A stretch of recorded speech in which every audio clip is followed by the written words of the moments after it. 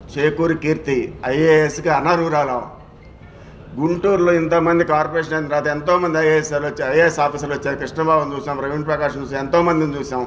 ఇట్లాంటి ఆఫీసర్ని జీవితంలో ఇంతవరకు చూడలేదు. ఆ ఐఏఎస్కి అనర్హురాలు.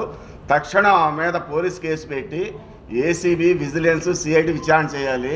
City planner Pradeep Kumar, main Pradeep Kumar, DCP Mahapatra, ఏసీపీలు వీళ్ళందరి మీద పోలీసులు కేసులు పెట్టాల్సిందే.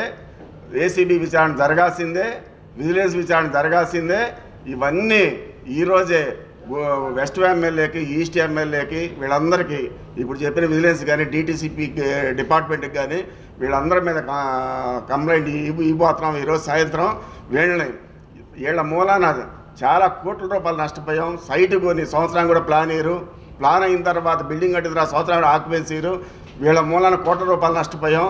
నా ఉద్దేశం అయితే వీళ్ళందరి మీద హైకోర్టులో డ్యామేజ్ సూట్ అయ్యాకి రికవరీ చేయాలి. కానీ రికవరీ చేయాలని నేనైతే హైకోర్టుకి వెళ్ళబోతున్నాను, సూట్ అయిపోతున్నాను.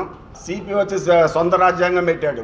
చెరుకూరు కీర్తి ఆమె ఇవ్వని వినదు, ఎవరికి ఏమీ చెప్పదు, కింద వాళ్ళ మీద కంట్రోల్ చేయదు.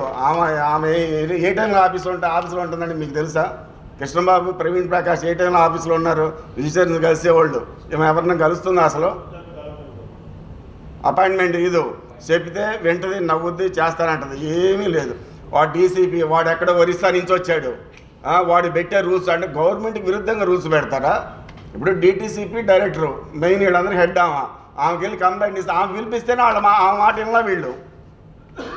మేము మీ సొంత రాజ్యాంగం నడుపుతున్నారా అడిగిందామా? ఏమంటే అడిగిందా లేదా? డీటీసీపీ డైరెక్టర్, స్టేట్ హెడ్ వీళ్ళకి. ఆమె అడిగింది, మీ సొంతగా ఏంటి, నాలా ఏంటి, టౌన్లో ఇవేంటి లేని మీరు ఎందుకు పెడుతున్నారంటే తలకాయ ఉంచుకొని మెదలకుండా వచ్చేసారు వీళ్ళు. చేయాల్సినవి చేస్తారు, చేసి డబ్బులు డిమాండ్ చేస్తారు. సార్ డబ్బులు డిమాండ్ చేస్తే డబ్బులు అనేది ఫార్మాలిటీస్ అనేది కామన్, అది ఎక్కడైనా ఉంది. కానీ వీళ్ళు డిలే సంవత్సరాలు.